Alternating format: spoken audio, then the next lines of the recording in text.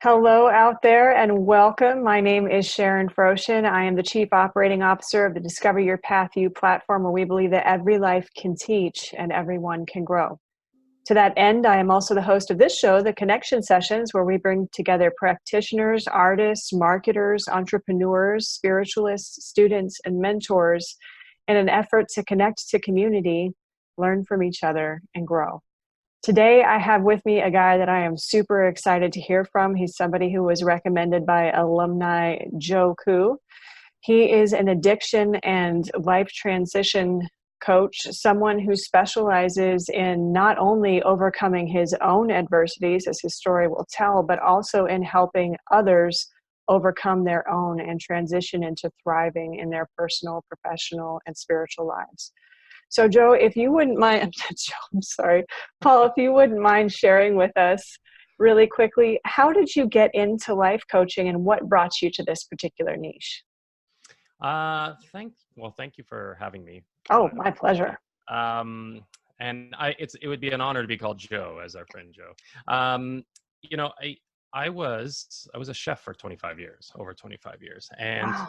um, and I loved it, and it was very passionate. And I even taught at culinary schools and had done that kind of thing.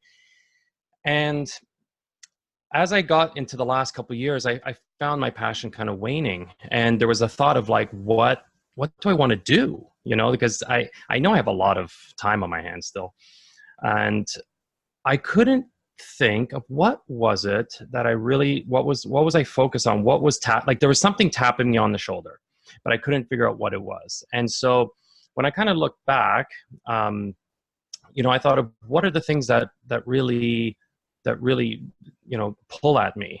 And it was mentoring and guiding and talking to people, being in recovery, working with others one-on-one, the teaching, as I mentioned earlier, when people came to me in management and asking, how do I deal with this, whether it's personal or if it was professional, that just lit me up.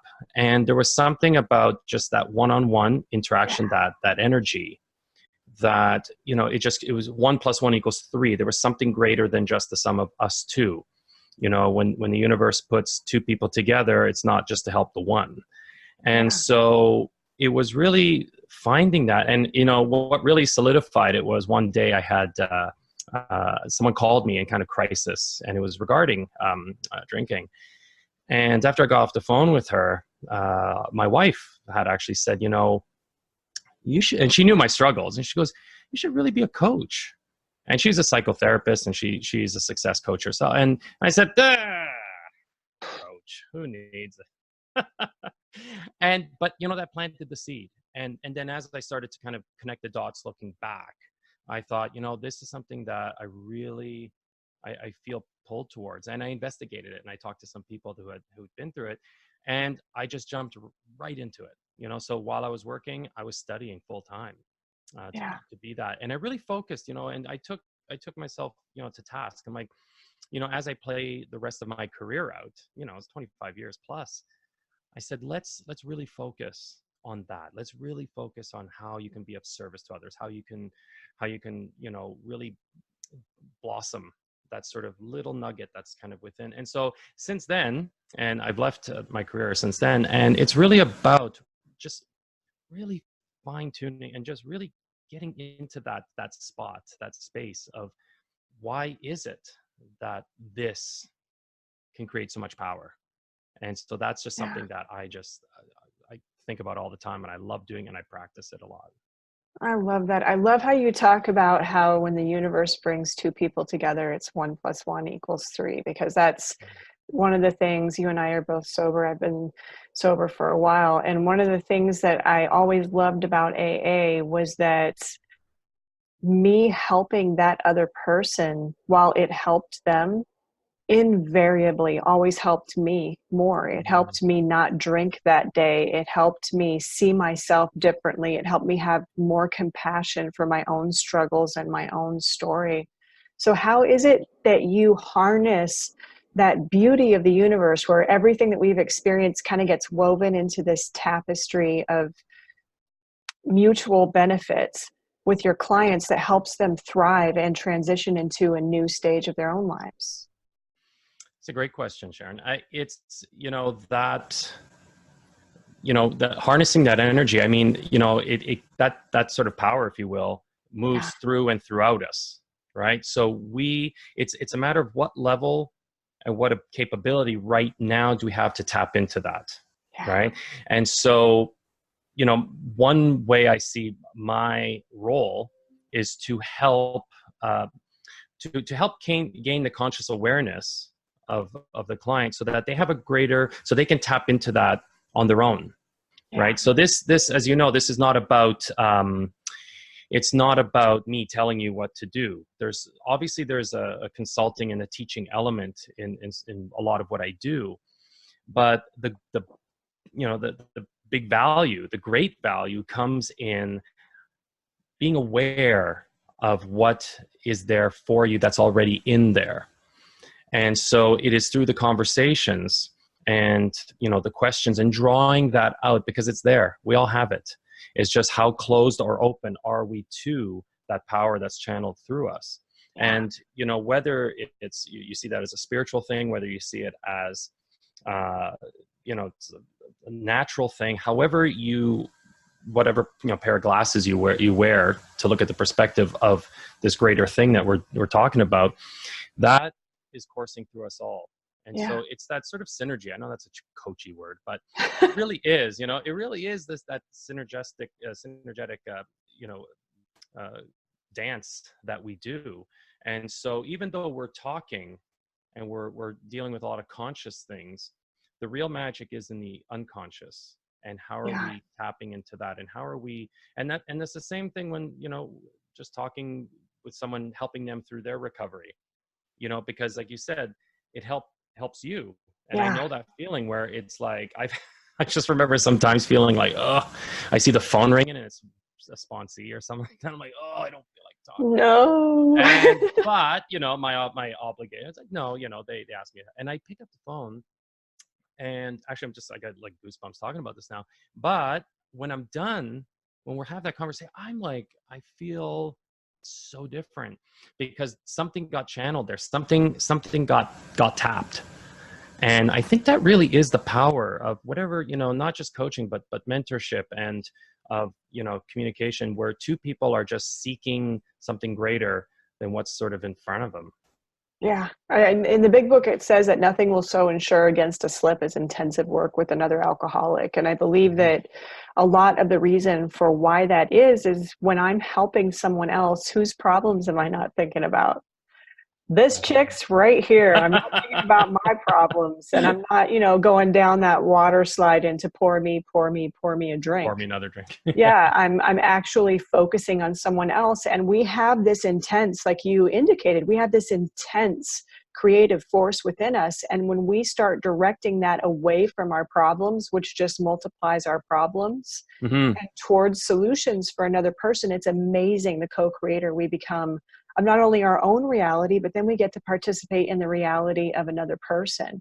And I loved how you said before we came live that having been through something is basically gives you the shorthand, the cliff notes of an issue, so that you can get right to the point and not have to dance around getting the semantics and, the geolocators of where I am and how do I address this. So how does the way that you have come over your own adversity, and I'm hoping that you'll share a little bit of that with the audience, how does that help you help others overcome their own?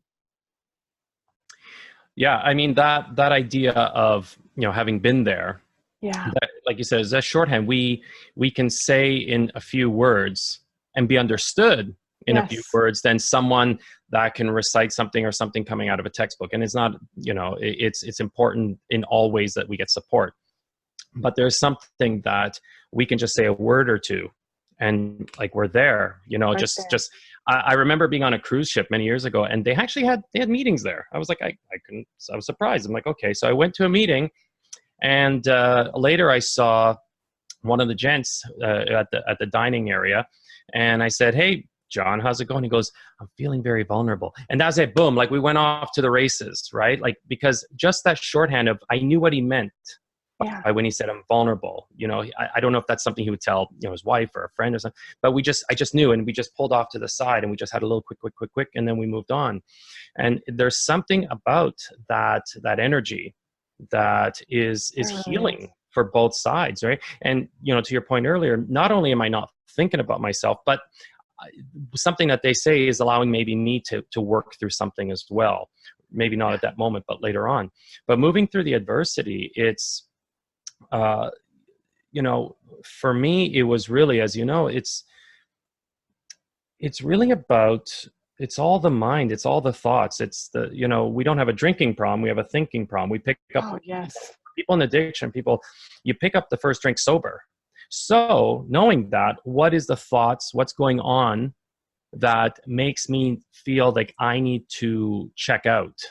Yeah. I talked about drinking as kind of washing the me off of me, because I just couldn't be there, right? That's the only way I can get me out of my own way, but not really, because me is all I've got.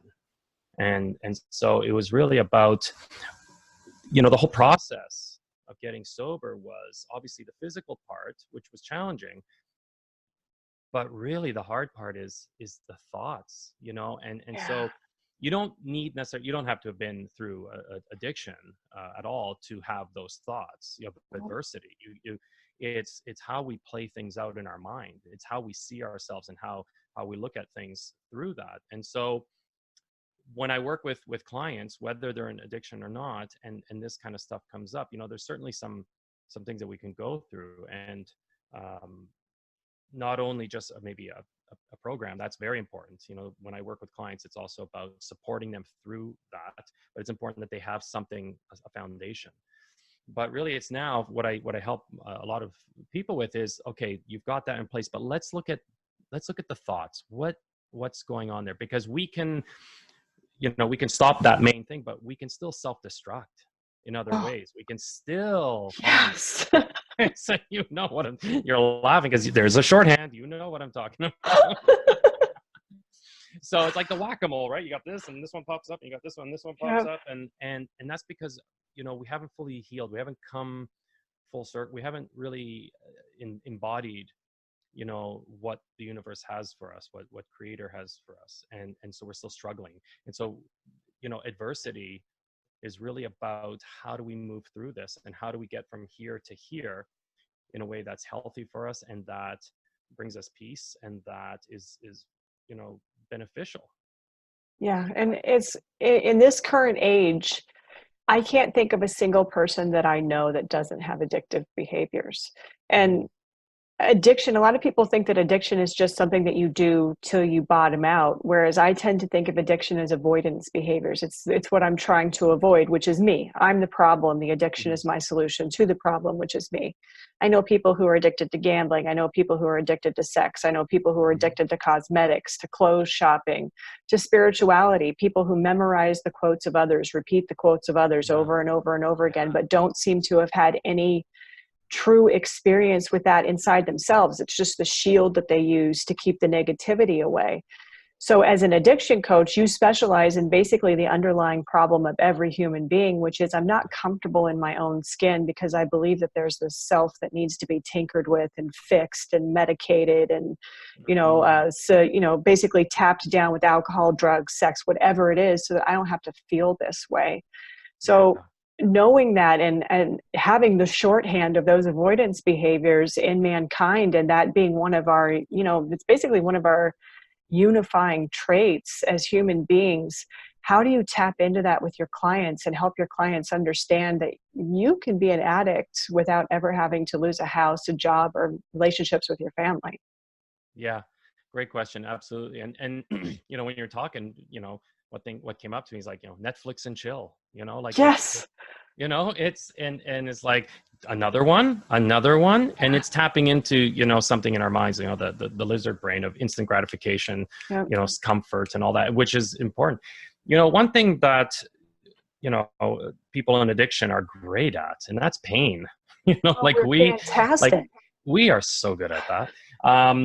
Not only, we're also very sensitive, so we feel it and we feel pain. So a lot of self-medication is pain eradication. But pain is information. As I was mentioning, before we got on, I run. I'm a runner, and the body gives us cues. And so when I've got an injury, I've got something that's information. And so pain is information. So when we are going through adversity, when we're going through that, like it's listening to the pain. First of all, let's examine the pain. What is it saying? So that's the first real big thing, is because now we have to look at this, the thing that we want to avoid. Now we're just going to take a really good look at it.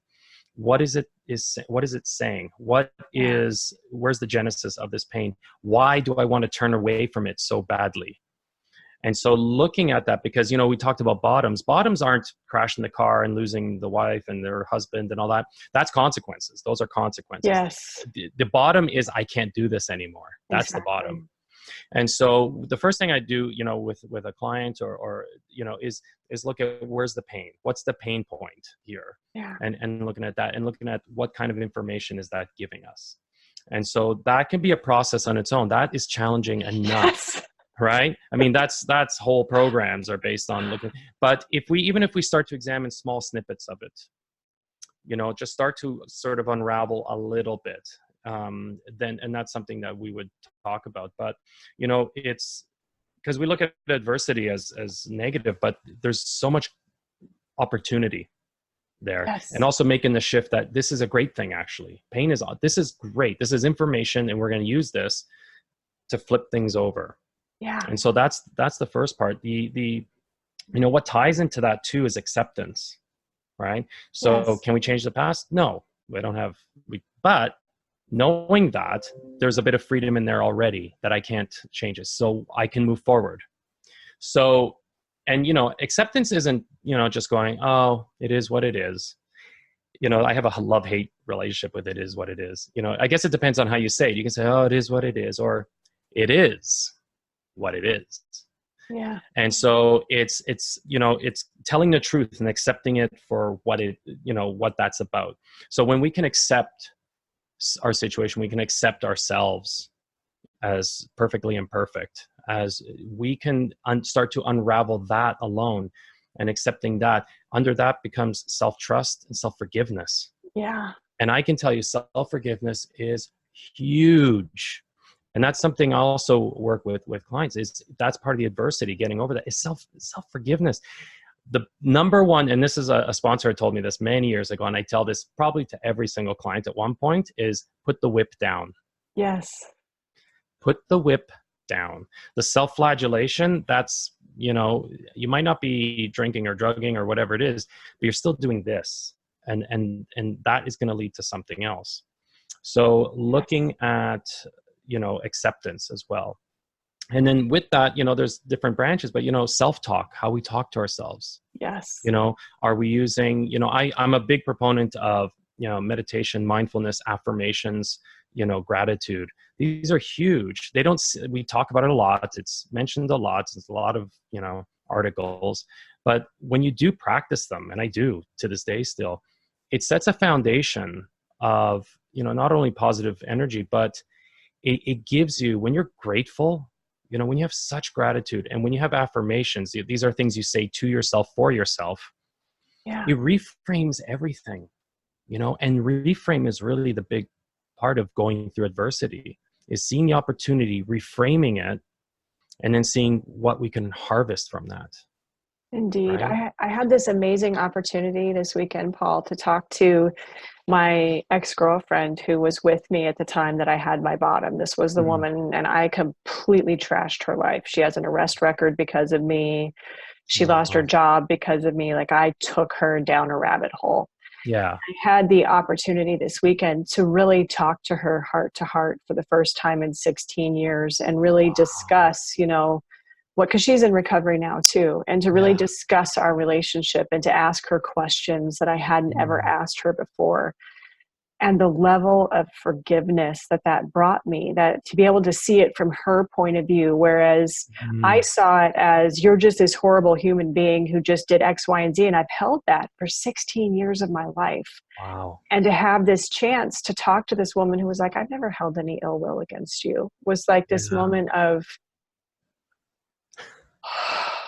oh my God, I can breathe again. Self-forgiveness is so important. How do you help a client Because we're all like knotted muscles. How do you help your client rub that muscle out until that knot releases and they can relax and come back to, I'm really not that bad a person after all. Yeah, self-forgiveness. And thank you for sharing that story. I've I've had similar experiences where, where we've held this notion in our mind of how we think other people saw us. Yeah. It's really a reflection in some way. It's an echo or ripple of shame, of Yes, thought we absolutely. are. And shame, that's a whole different topic. I mean, but that it plays big time in adversity and overcoming adversity and self.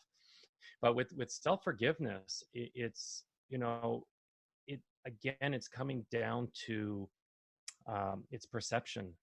Yeah. It's about compassion. I tell people it sometimes we have a hard time, thinking of forgiving someone else for some, but man, are we relentless and ruthless Right? when it comes to ourselves, when it Yes. comes to putting it down. And so, we go through a process, and again, it depends on the person, but how knotted that part is looking at the stories we tell ourselves. How true are they? Challenging Yeah. those stories, like you said, like, oh, she must hate me to think. But how true is that? Yeah. How true is that person hates us, or this, so challenging those stories, and really, and sometimes even I do some written stuff with them as well, is, what's the judgment behind my stories? Yeah. Because there's a lot of judgment that we have towards ourselves when we're unforgiving. And so it's also looking at that judgment, and whose voice is that really? When a lot of times the things we tell ourselves, the program we have, it wasn't us that said it the first time, right? And so we internalize a lot. So it's kind of like turning back the clock away. It's like, okay, let's look at that. How true is this story that you tell yourself? How true is this? And then really practicing. And this is where gratitude and all these things come into play in affirmations, is Yes. to unravel that, to show a little bit of compassion, change up the wording, change up the self-talk, change up how, you portray yourself and how you view yourself. And so it's a process, and we do a lot of those little things, and just really most of it is just how can we switch it? How can we flip it? And also just releasing a lot of, like you said, that big weight off your shoulder. A lot Yeah. of it is just like, drop the rock, drop the rock, drop the rock. Let's release that. And then, nature abhors a vacuum. So when we create that space, it has room for something that is healing and allows growth, and can boost us up, and get us out of that feeling of adversity, and feeling that we're in the pit, and feeling that we're no bunch of no good nicks, Yeah. and so really the self-forgiveness is huge. It's a big key. It is. And it is so, to me, it's heartbreaking to see a society that is so technologically advanced. We take selfies left and right, but there's so little understanding of the actual self. There's so little understanding of what makes me tick, and Hmm. what's going on under the surface, and what is the meaning that I have attached to these things that's creating my beliefs, that's creating my thoughts, that's creating my emotions, that's creating my Yeah. experience. And we Yeah. don't understand that the majority of what we have, we got as a child. It was before we even had the capacity to really reject things and be like, no, that's not true. And then we run the rest of our life on the belief systems of a 7-year-old, blaming ourselves for beliefs that were handed to us from the Yeah. adults in our lives as we were growing up. And it really is that ability to turn our compassion that we're commanded to have for others into this Yeah. person, the person that genuinely needs us to show up for us. So how is it that you help a client begin to see themselves as an other, as somebody who needs compassion, as somebody who needs a break, as somebody who needs to be given the space to grow and change themselves?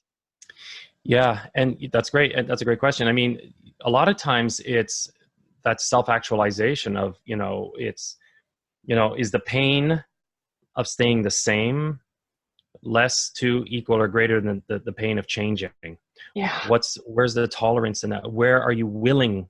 And this is where open-mindedness and willingness, honesty comes into play, is how badly do you want this to shift for you? And if so, let's make a committed decision to start making that shift. right? And again, it all comes down to viewing ourselves. How do we see ourselves? How do we see, if we were another person, would we talk to ourselves the same way? If this was your daughter or your dad, like, would you talk to yourself the way, or you talk to them the way you talk to yourself? So it's almost like, seeing ourselves in a different light, and having a conversation with that person. And, how would we treat that person? That's a very common thing we say. If that was your child, would you say those things to them? How would you act if they made that mistake, or they made a mistake? Well, I would, how can we do that now with ourselves? And again, this is practice. This is something that we don't just do. Self-forgiveness may be one of the toughest things that we do, and it may take the longest, right? This is not an overnight affair. And so it's really about making those gains in any department we can. And, one other thing too is being of service. We talk about that in recovery. Being of service, being of help, being whether it's organized or not, whether it's helping your neighbors, take the groceries to their door, whether it's opening anything, being of service, and just putting that energy, transmitting that energy out, because everything is energy. And so really transmitting that, putting that out into the universe. And that kind of, as we talked about, makes us, it's building our esteem, our self-esteem. As they say, if you want self-esteem, do esteemable things. And so that is another thing that we can do. I mentioned with my clients, is just start to do those things that are going to make you feel good. It's going to help others, and to really flex these new muscles that you're creating of just self-love, self-compassion, self-trust. And the self-forgiveness will start, that knot will start to unravel a bit more, and it becomes a habit. And you've made the growth, you've made the turn when you look back and the things that you used to say to yourself and do no longer appeal to you. Yes. Right? Like if it was kind of, if telling even white lies, now just like, oh, I can't do that. There's been growth. Or if you decided I need self-care, and that's another one, self-care, and that's another topic. But self-care, do you care enough about yourself that you're going to give yourself a break? You're going to give yourself, the time to relax and recharge and be who you need to be, or are you just going to just keep whipping? And so these are other ways too. That is fantastic. Well, Paul, thank you so much. I got your name right this time. Still feeling kind of silly about calling you Joe. Thank you so much for joining me today. I really appreciate it. I want to take a moment and recognize some of our viewers: Julie, Andrea, Ashley, Stephen, Becky, Karen, Vicky, Sammy D. Thank you so much for joining us today. Thank you for spending this time with Paul and I as we discuss something that's so important, because all of us need some help in overcoming adversity. Paul, thank you for being with me today. Thank you for sharing of yourself so authentically. And if you come by and you catch this video after we're no longer live, drop us a hashtag replay. Mm-hmm. Let us know that you were here. All of Paul's contact information, including Facebook, Twitter, Instagram, Pinterest, his website, it's all here. His personal profile is tagged. Get in touch with Paul if you're really curious on how to get into this mode of self-forgiveness and overcoming the adversity of our own self-abuse, and find out how somebody who's a life transition coach and an addiction coach can help you get over the addiction of not wanting to be yourself and not wanting to be present in your own skin, and move into that flourishing place in your life where you really love who you are and you really embrace what it is that you do. So thank you, my loves, for being here. As always, I love you. We'll be here tomorrow, same place, same time. Thanks again, Paul. Thank you. Thank you so much.